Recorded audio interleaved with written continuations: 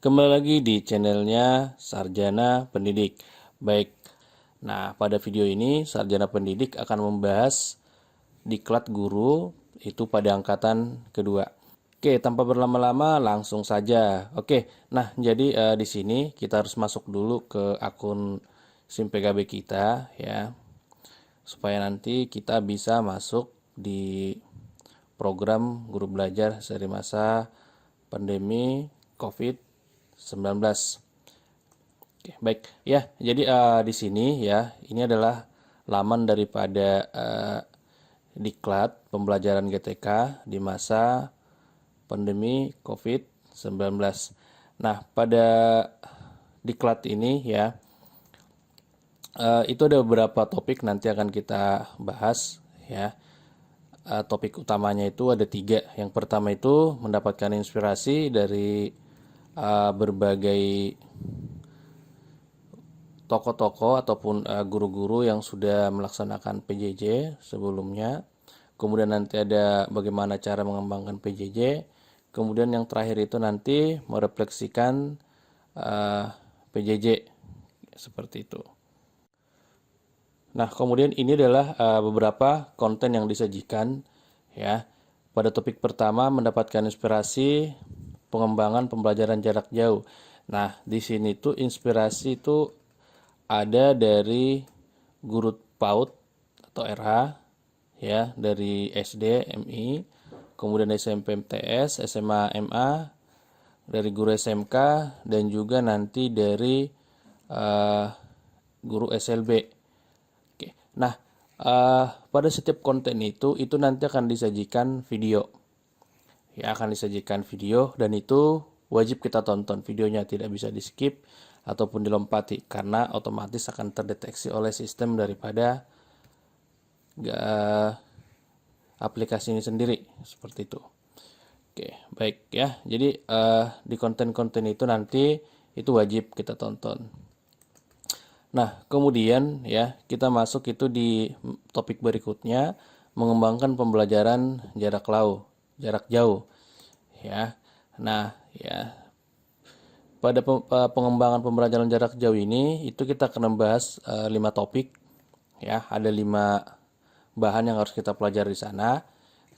Ya, itu sumber belajar untuk guru PAUD sampai juga dengan SLB.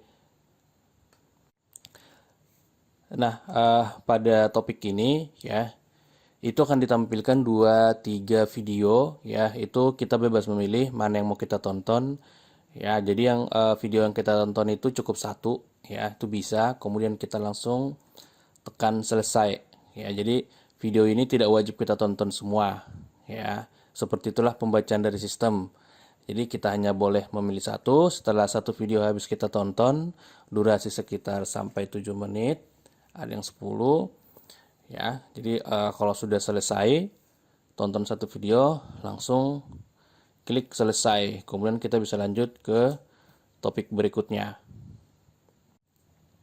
Nah, kemudian kita masuk di konten berikutnya atau topik berikutnya, yaitu mengembangkan pembelajaran jarak jauh. Nah, di sini pada tahap ini kita akan disuruh membuat suatu rencana pembelajaran jarak jauh ya, berdasarkan pemahaman kita selama mengikuti program ini ya. Nah, kemudian pada tahap ini juga kita diperbolehkan membuka BIMTEK pada tahap 1 ya, kita diperbolehkan sesuai dengan keterangan pada panduan. Nah, kemudian setelah kita membuat itu ya, rancangan pembelajaran itu akan kita diskusikan bersama rekan guru sekitar 2-3 orang ya, kita praktekkan kemudian dievaluasi. Nah, kemudian selanjutnya nomor 3 ya, berikutnya itu kita akan langsung praktekkan ya, rancangan yang kita buat kita praktekkan, disaksikan juga rekan-rekan guru ya, mungkin mereka sebagai siswa. Nah, di sini guru akan memberikan komentar-komentar dan masukan. Nah, ya, jadi kalau misalkan ini sudah kita buat ya. Pada halaman ini itu kita langsung tekan tombol selesai, ya, jika sudah yakin, ya. Nah, di sini ada catatan juga, lakukan perencanaan dan penerapan pembelajaran jarak jauh di kelas Anda sebelum melanjutkan program ini. Oke, seperti itu. Nah, kalau sudah, ini tinggal diklik sudah selesai supaya kita bisa lanjut di materi berikutnya. Seperti itu. Ya, jadi ini tidak ada penguploadan untuk RPP dan segala macam, tidak ada diupload, ya. Ini kita bisa lanjut ke bagian berikutnya. Oke, ya, jadi kemudian setelah nanti kita selesai membahas topik yang tadi, ya, di bagian pembuatan rencana pembelajaran itu, ya, kita kan di sini menulis praktik baik pembelajaran jarak jauh, ya. Jadi untuk lesson content berikutnya itu kita mengunggah tulisan praktik baik pembelajaran jarak jauh, ya. Nah, ini nanti dalam bentuk quiz, ya. Ini kita perhatikan, ya, kita klik, kita akan lihat bagaimana tampilannya, jenis kuisnya seperti apa. Oke, ya, jadi pada kuis ini, ya, kita di sini disuruh mengisi bagaimana pengalaman-pengalaman yang kita alami ketika merancang pembelajaran dan juga menerapkan PJJ, ya, bagaimana alur pengalaman kita merancang hingga juga penerapan selama pembelajaran jarak jauh. Nah, kondisi awal yang kita alami, tantangannya apa, kemudian apa yang kita lakukan menghadapi tantangan tersebut. Ya, nah kemudian kita isilah di sini, ya, pada kolom jawaban kita isi.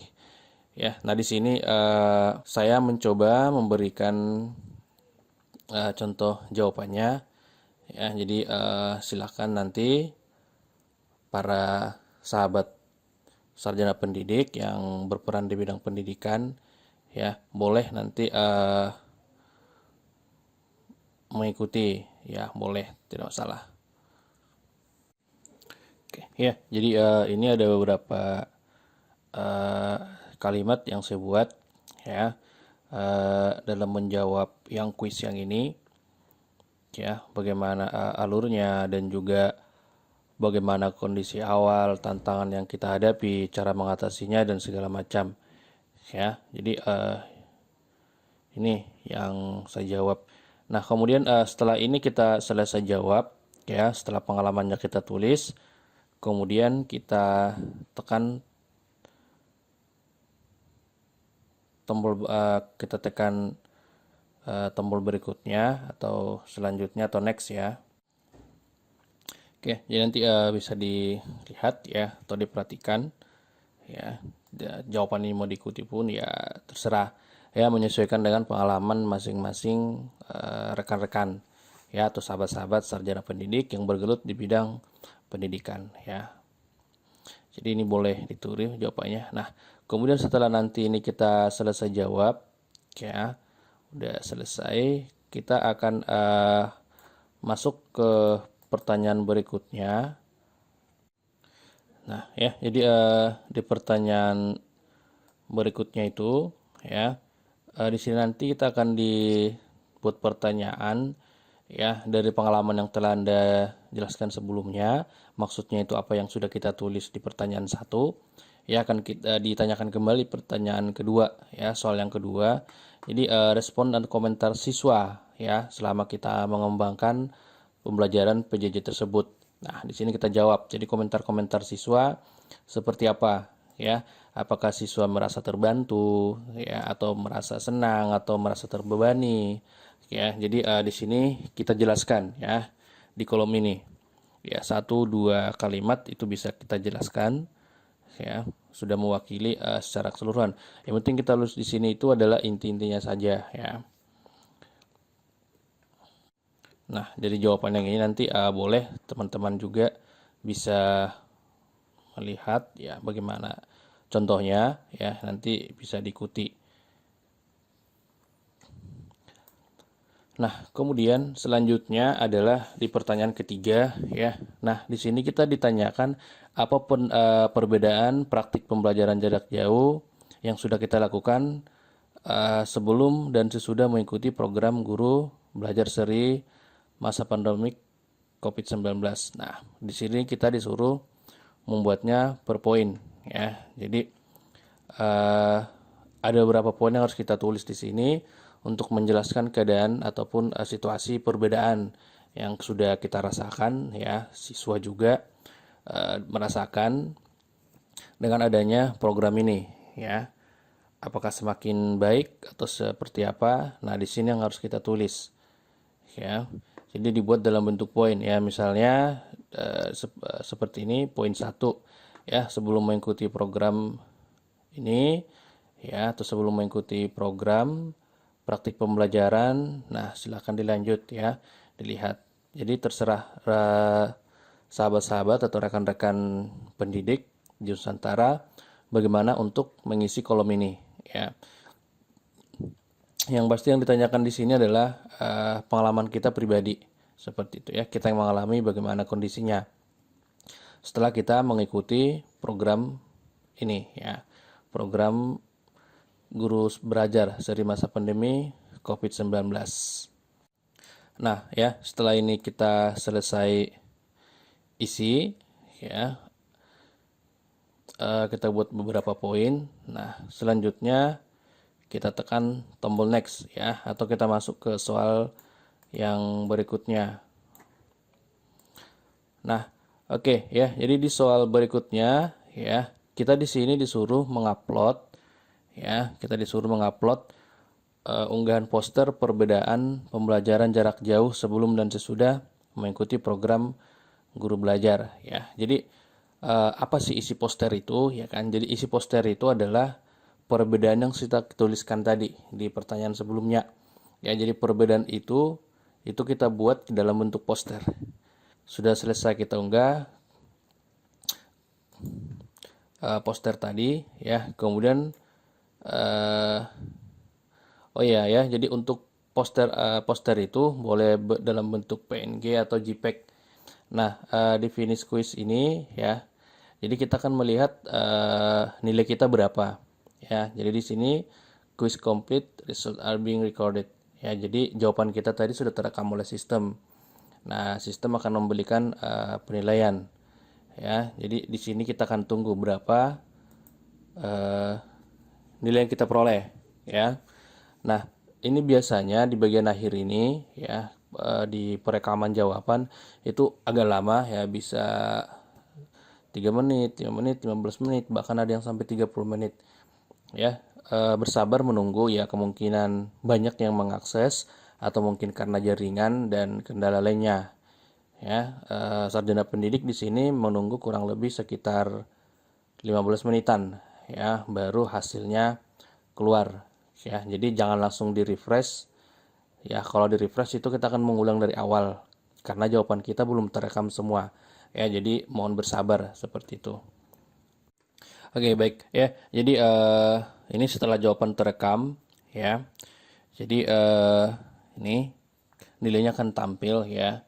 Jadi di sini berhasil menjawab ataupun menjawab semua pertanyaan yang jumlahnya 4 ya, termasuk poster tadi seperti itu ya. Jadi ya di sini itu kita menghasilkan atau memperoleh 4 poin ya. Jadi 100% komplit. Nah, setelah itu kita klik untuk melanjutkan ya, atau kita next ya. Kita masuk ke bagian refleksi atau penilaian diri praktik selama proses PJJ ya. Jadi di sini nanti kita akan diajukan beberapa pertanyaan ya, berhubungan dengan proses ataupun bagaimana ketika kita melakukan program pembelajaran. Oke ya, jadi bagian refleksi ini itu adalah bagian akhir dari topik diklat ya. Ingat, sarjana pendidik mengingatkan kembali bahwasanya ini adalah topik diklat untuk yang tahap kedua ya. Mungkin nanti untuk tahap ketiga dan seterusnya ada perbedaan ya. Jadi itu tergantung daripada konten yang disediakan oleh Kemendikbud. Oke ya, jadi kita masuk di asesmen selanjutnya ya, yang asesmen PJJ ini ya. Kemudian kita start quiznya. Jadi pada asesmen ini ya, itu kita akan ditanyai beberapa pertanyaan ya. Jadi jawabannya itu hanya ya dan tidak Ya, jadi jika memang itu kita praktekkan, kita jawab ya. Jika tidak, itu kita jawab tidak. Ya, jadi ditanyakan di sini beberapa hal pertanyaan, ya seperti penerapan KD, kemudian menyesuaikan kondisi siswa untuk semua pembelajaran, melakukan asesmen diagnosis, ya. Eh, jadi ini adalah di diklat ini itu dasarnya yang di BIMTEK kemarin, ya, di BIMTEK yang sebelumnya. Ya, jadi setelah beberapa pertanyaan itu selesai, ya, kurang lebih sekitar 15 pertanyaan.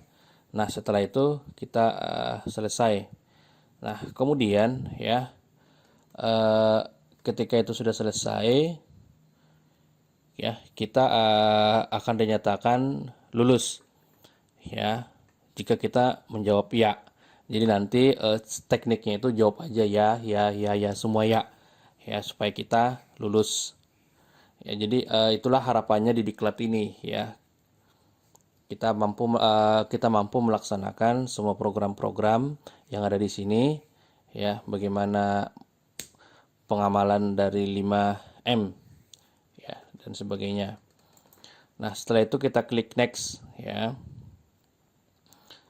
Nah, oke, ya. Jadi ini ada beberapa hasil penyajiannya, ya. Jadi kalau misalkan nilai 1 sampai 5, penjelasannya apa? Kemudian 6 sampai 10 itu apa? Ya, jadi kalau di sini nilai 1 sampai 5 itu semangat pemula, ya. Nah, kemudian kalau nilainya 6 sampai 10 itu pendakitan tangan. Oke, kemudian jika nilainya 11 sampai 15 itu potensi penggerak. Ya, jadi ada apa namanya? Jadi ada level-level, ya, ataupun nama-nama untuk setiap poin yang kita peroleh. Nah, kemudian setelah itu, ya, kita tandai telah selesai, ya, dalam artian apa namanya, program diklat ini sudah kita apa namanya, program diklat ini sudah selesai kita ikuti, ya, karena kita lulus, jadi kita akan mengikuti pengimbasan. Oke, ya.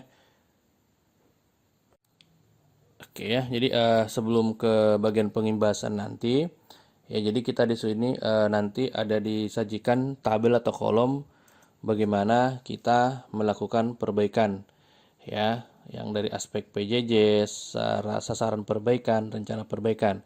Ya, setelah itu kita klik tanda selesai. Nah, ya, jadi di sini kita sudah selesai mengikuti program diklat. Nah, langkah selanjutnya itu adalah kita kembali ke e-learningnya, ya, e-learning guru belajar. Kita lihat di sana, ya, rapornya kita refresh dulu. Kita akan melihat di sana berapa persen progres yang sudah kita ikuti. Oke, ya. Nah, jadi di sini akan ada informasi, ya. Selamat, Anda telah menyelesaikan tahap 2 diklat pada program guru belajar seri masa pandemi. Ya, jadi kita akan disuruh nanti mengklik link untuk pengimbasan. Hal-hal apa yang harus kita lakukan di pengimbasan, ya. Oke, ya. Jadi untuk pengimbasan, ya, tampilannya seperti ini. Ya, jadi ini adalah rangkuman dari pertanyaan yang sering ditanyakan. Ya, jadi sini ada bagian pra, itu penjelasannya ada, ya. Kemudian persyaratan-persyaratan di situ juga telah disampaikan, ya. Jadi itu nanti bisa dibaca. Nah, kemudian, ya, untuk mengecek sertifikatnya itu, ya, bisa kita klik di bagian sertifikat, ya. Kita klik di sana di bagian sertifikat. Ya, jadi sertifikatnya akan tampil, ya. Itu ada sertifikat kegiatan dengan cek di sini. Nah, kita klik itu, ya. Itu biasanya ada proses loadingnya agak lama.